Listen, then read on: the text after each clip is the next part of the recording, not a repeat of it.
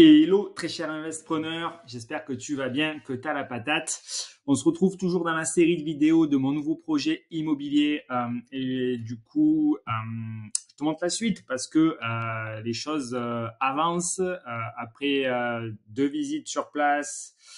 Il y a du gros potentiel, il y a de gros travaux, ça va prendre un peu de temps pour rentrer dans les chiffres de calcul de rentabilité exact, savoir combien d'appartements on peut mettre, quelle autorisation administrative on aura de par les architectes bâtiments de France, quelles sont les possibilités concernant le PLU. Tiens, ça, je ne l'ai pas noté, mais je vais l'écrire aussi, le PLU. Donc, je vais te partager en direct la suite du projet contrainte de la mairie, etc. PLU, voilà. Donc, je te l'ai dit, j'ai fait 2 visites et maintenant, les choses s'accélèrent. En gros, j'ai pas le temps d'entendre les devis, il y a du monde sur l'affaire, je veux faire une offre. Je vais te détailler ce que je raconte dans cette offre. Avant ça, je t'invite à t'abonner à cette chaîne et du coup, tu pourras suivre toute l'avancée de ce projet. Si l'offre elle est acceptée ou pas, si on renégocie et puis si on va à terme. Parce que mon objectif, c'est de passer à la banque et de repasser chez le notaire du coup en 2021.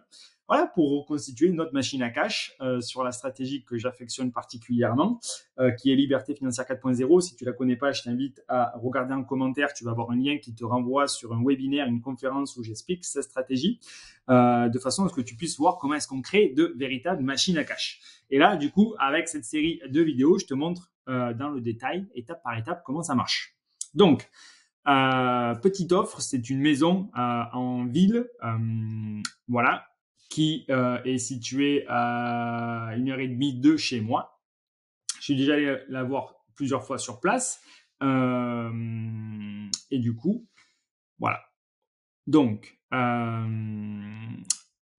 déjà, la première des choses que je dois faire, moi, à chaque fois, c'est de remercier la personne et valoriser le bien. Voilà. Parce que ça sert à rien d'être méchant ou de critiquer ou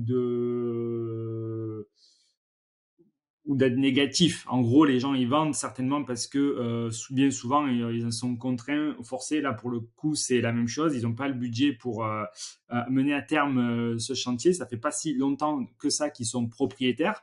Même pas un an, en fait. Et là, du coup, il y a énormément de travaux, mais ils peuvent pas assurer le budget qui va derrière. Moi, je sais, pour avoir visité 2 fois le bien, que c'est une structure très saine.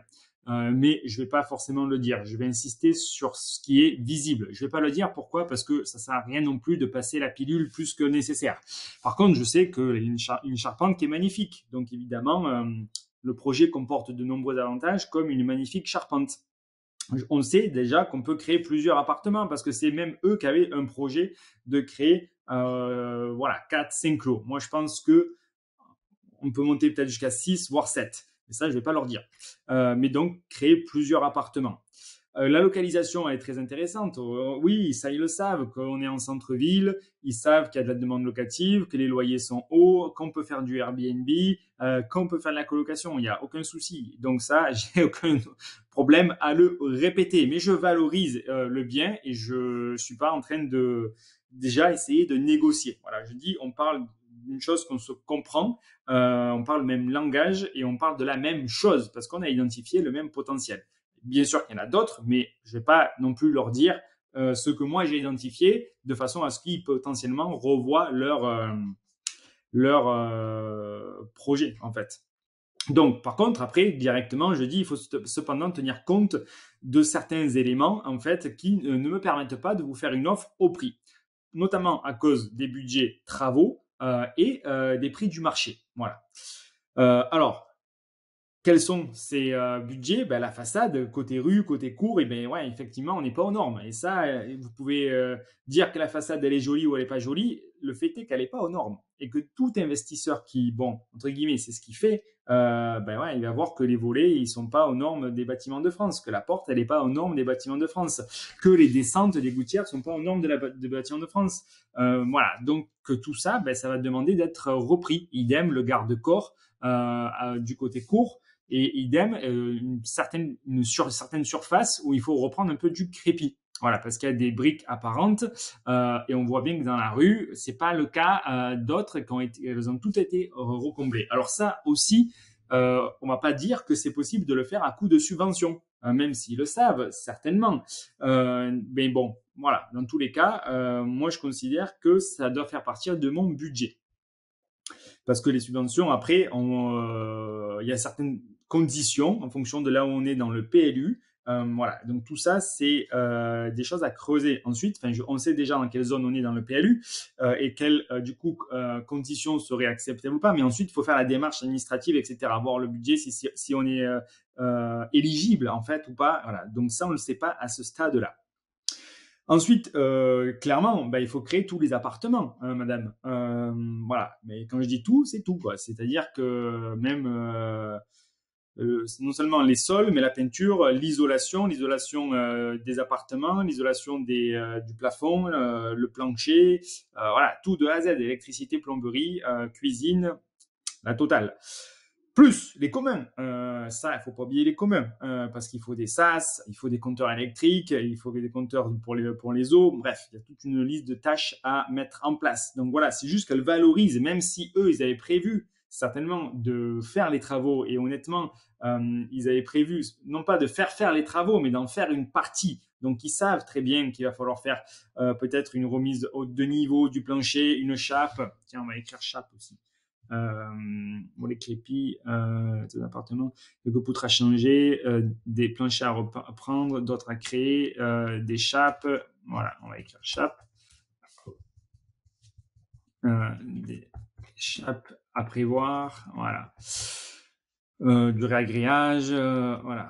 Donc tout ça, on peut l'écrire. Des chapes à prévoir. Réagréage, etc.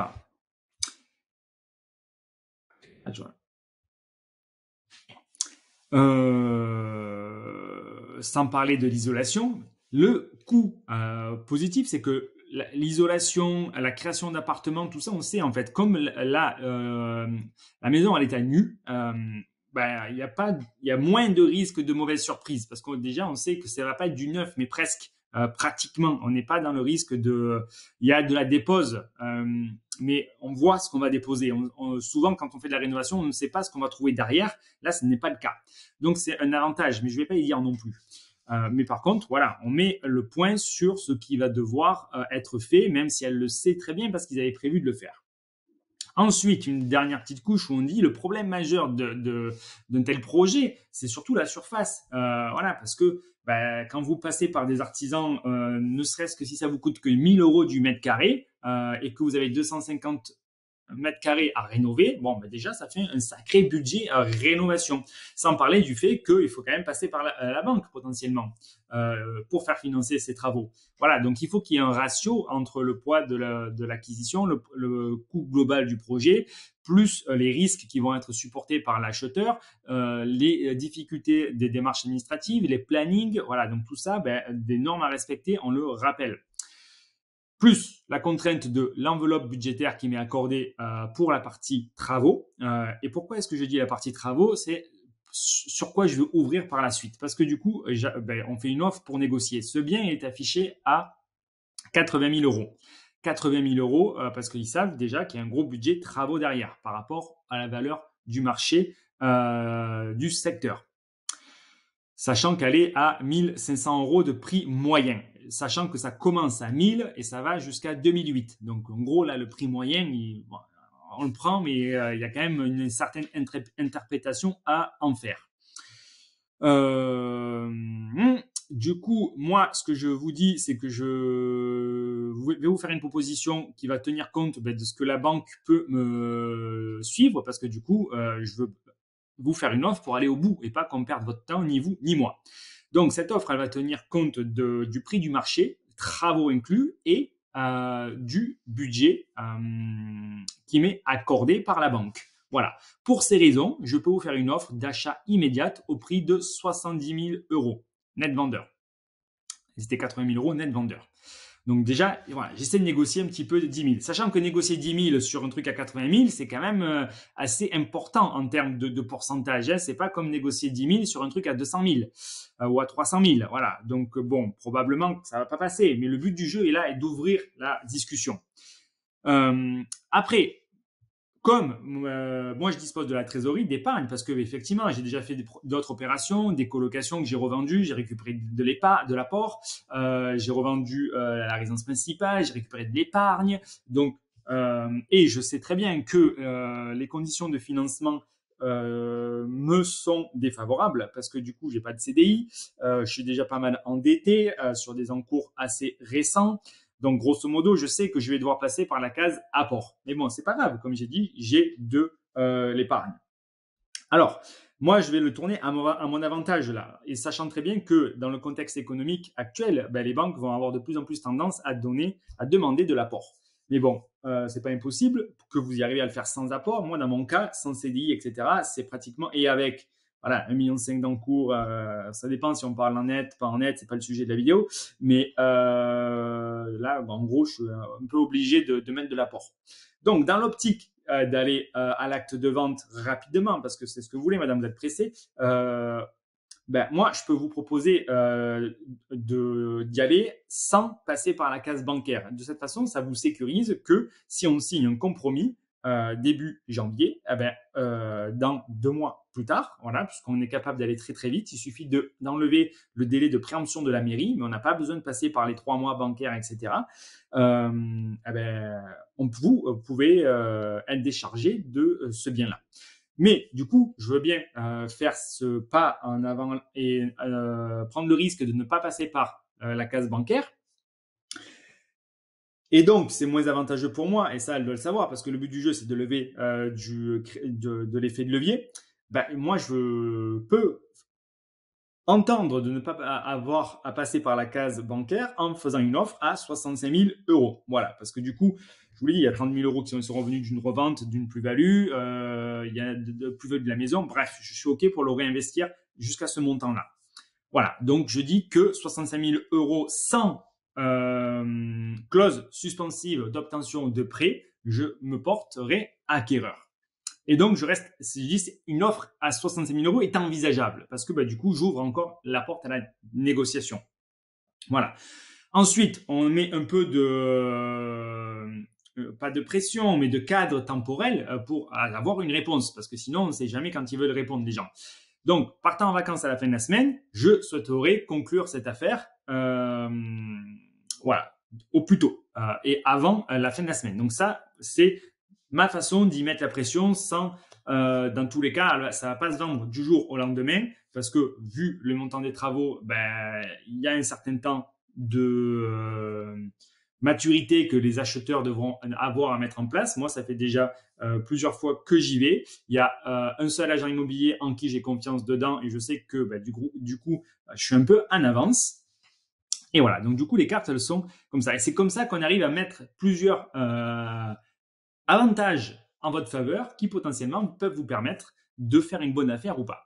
Donc là, en gros, j'achète à si ça passe, j'ai dit, on va dire les 70 000. Si ça passe divisé par 250 mètres carrés, je suis à même pas 300 euros du mètre carré.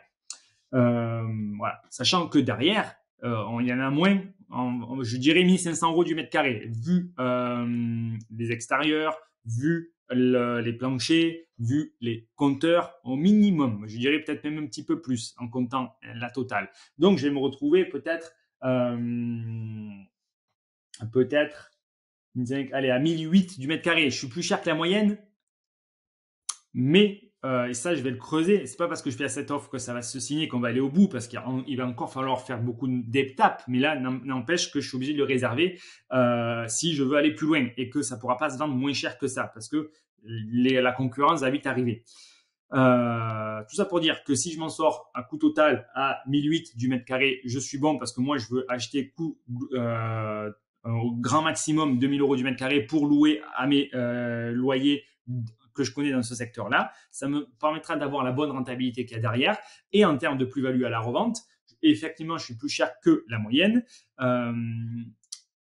Mais la moyenne, ça reste une moyenne. Quand la moyenne elle commence à 1000, elle va jusqu'à 2008, bon, il y a quand même pas mal de marge. Là, quand on aura un bâtiment neuf avec de la rénovation sur des murs en pierre à l'intérieur qui vont donner du cachet, une charpente neuve, etc., on ne sera pas au prix moyen. Donc voilà, ça c'est des hypothèses qu'il va falloir que je creuse. Dans tous les cas, là, à l'étape où j'en suis, je suis obligé en fait de faire cette offre si je veux avancer et pas le perdre pour le sécuriser. Voilà, donc du coup, voilà, le but du jeu, ça va être de signer un compromis. Et puis, petit à petit, là, au période où je fais ça, du coup, voilà, on est fin d'année, début d'année, si on arrive à signer un compromis, tranquillou. Après, voilà, je pourrais néanmoins faire durer le plaisir pour retarder pour aller à l'acte de vente tant que j'ai pas vraiment tous les voyants qui sont validés. Sachant très bien que, en réalité, si je veux sortir, même s'il n'y a pas de clause suspensive, bon, il y aura toujours d'autres solutions à mettre en place parce qu'en réalité, là, je n'ai même pas parlé de séquestre, j'attends son retour, mais voilà, je ne vais pas verser de séquestre. Je sais très bien que même si on me force à en verser un, il n'est pas perdu parce qu'en réalité, il faut aller au tribunal, etc. pour le récupérer, ça prend un certain temps, un certain coût, voilà. Donc, c'est certainement pas son objectif à elle si elle veut vendre rapidement. Bref, du coup, je suis pas trop inquiet là-dessus, mais c'est la méthode à mettre en place si tu veux pour le sécuriser, avoir le temps de faire les bonnes démarches administratives. Là aujourd'hui, je ne sais pas combien il y aura d'appartements, 5, 6, 7. Du coup, impossible de calculer un cash flow, impossible de calculer un budget total travaux précisément. Voilà. Donc, moins par rapport au prix du marché, par rapport à la concurrence, etc. Et maintenant, il faut le bloquer. Donc, c'est comme ça que je procède pour celui-là et on verra dans les prochaines vidéos si ça a marché ou pas. Allez, abonne-toi à la chaîne. Tu as des liens en description qui vont t'expliquer comment valoriser les biens, comment budgétiser les travaux. Voilà, là, je ne sais pas combien il y a d'appartements, mais grosso modo, je sais l'isolation, combien ça me coûte. Je sais combien c'est un appartement. Donc, je sais déjà si j'en ai 4, 5 ou 6, combien ça va me coûter et combien ça va me rapporter. Mais c'est quand même assez macro. Mais dans tous les cas, tous ces détails, tu peux les retrouver en description dans les liens de cette vidéo. Ciao, à très vite pour la prochaine vidéo.